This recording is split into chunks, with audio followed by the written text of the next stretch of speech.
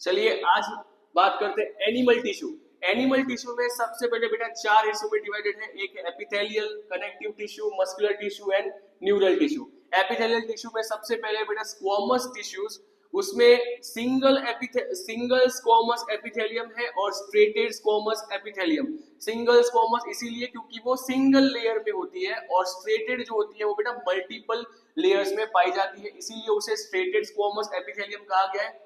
और ये मेनली आपको पाया जाएगा फूड पाइप में और एल्वियोली में जो लंग्स में होते हैं। ठीक है बेटा। उसके बाद नेक्स्ट होते हैं क्यूबॉइडल एपिथेलियम। क्यूबॉइडल इसीलिए नाम है because they are in the shape of cuboid. Cuboid के शेप में होते हैं इसीलिए इन्हें क्यूबॉइडल एपिथेलियम कहा जाता है। और ये पाए जाते हैं किडनी के नेफ्रॉन्स में बेटा, नेफ्रॉन्स में जहां पर फिल्ट्रेशन का काम होता है। ठीक है। उसके बाद नेक्स्ट है कॉलमनर एपिथेलियम। कॉलमनर एपिथेलियम के अंदर होता है बेटा सीलिएटेड, कॉलमनर एपिथेलियम का ही एक हिस्सा है सीलिएटेड कॉलमनर एपिथेलियम।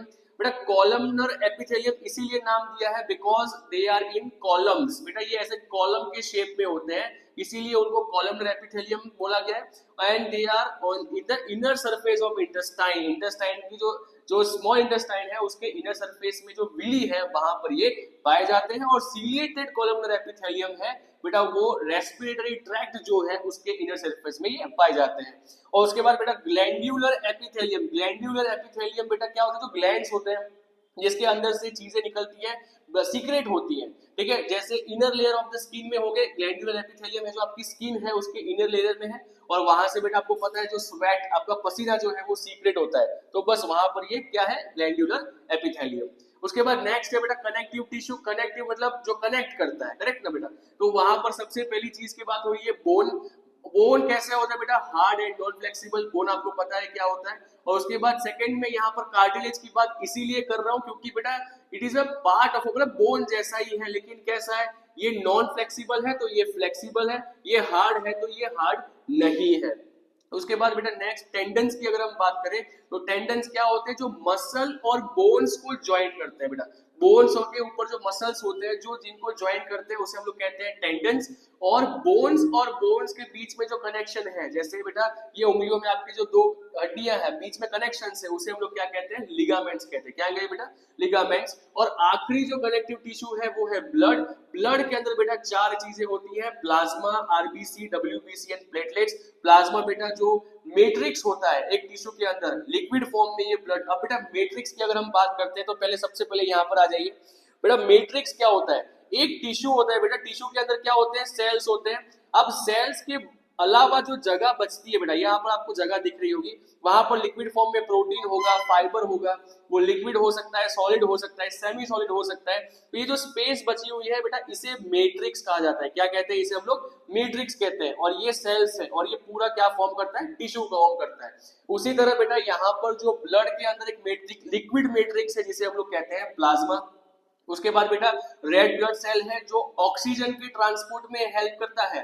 नेक्स्ट है डब्ल्यूबीसी मतलब व्हाइट ब्लड सेल्स बेटा, जो पैथोजेंस मतलब जो बैड बैक्टीरिया होता है उसे फाइट करने में हेल्प करता है डब्ल्यूबीसी। एंड बेटा प्लेटलेट्स जो होता है वो क्लॉटिंग ऑफ ब्लड, आपको इंजरी हो जाती है तो वहां पर आपको पता है कि ब्लड क्लॉट होना स्टार्ट हो जाता है ताकि बैक्टीरिया या इन्फेक्शन वहां पर ना हो सके। फिर नेक्स्ट बेटा हम बात करते हैं तो मस्कुलर टिश्यू। मस्कुलर टिश्यू में बेटा सबसे पहले है स्केलेटल, जो स्केलेटन से चिपका हुआ है वो है स्केलेटल मस्कुलर टिश्यू। और उसका दो और नाम है स्ट्रेटेड एंड वॉलेंटरी। स्ट्रेटेड इसीलिए है बेटा बिकॉज उसके ऊपर स्ट्रेट्स है, स्ट्रेट्स मतलब लाइनिंग्स है। और वॉलेंटरी इसीलिए क्योंकि वो अपने हिसाब से मूवमेंट कर सकता है, जैसे मेरे लिम्स है, हैंड्स, लेग्स है, तो इसका मूवमेंट मैं अपने हिसाब से कर सकता हूँ। उसके बाद नेक्स्ट है बेटा स्मूथ, जो आपको इंटेस्टाइन में पाए जाते हैं वो है नॉन स्ट्रेटेड, उनके ऊपर स्ट्रेट्स नहीं होते। और वो इनवॉलेंटरी है। इनवॉलेंटरी मतलब वो अपनी मर्जी से मूवमेंट करते हैं, हमारे हाथ में वो नहीं होता। उसके बाद नेक्स्ट है cardiac muscle tissue. Cardiac muscle tissue मतलब बेटा हार्ट, जहां पर कार्डियक की बात आती है वहां हार्ट आपको समझना है। तो हार्ट के जो मसल्स होते हैं उसे हम कार्डियक मसल टिश्यू कहते हैं। और वो भी कैसे होते हैं, इनवॉलेंटरी मतलब हमारे हाथ में नहीं है। उसके बाद नेक्स्ट है नर्वल टिश्यू, उसके अंदर brain, spinal cord and nucleus की बात करते हैं। बेटा ब्रेन की एक पूंछ होती है जिसे हम लोग एक स्पाइनल कॉर्ड कहते हैं। और सारी चीजें कनेक्टेड है इससे। ये है न्यूरॉन है बेटा। न्यूरॉन जो आप फिगर देख सकते हो उसके ऊपर सबसे पहले आप डेंड्राइट्स देख रहे हो बेटा। डेंड्राइट्स क्या करता है, जो इसके आगे एक न्यूरॉन होगा उसकी इंफॉर्मेशन डेंड्राइट्स कलेक्ट करेगा, सेल बॉडी में पास करेगा, फिर सेल बॉडी से कहां पर जाएगा बेटा, यहाँ पर जो एक्सॉन दिख रहा है एक्सॉन के थ्रू जाके नर्व एंडिंग में होगा, फिर नर्व एंडिंग दूसरे न्यूरॉन को इंफॉर्मेशन पास ऑन करेगा। तो ऐसे जो न्यूरॉन्स होते हैं वो काम करते हैं चेन की तरह इंफॉर्मेशन पास करने के लिए।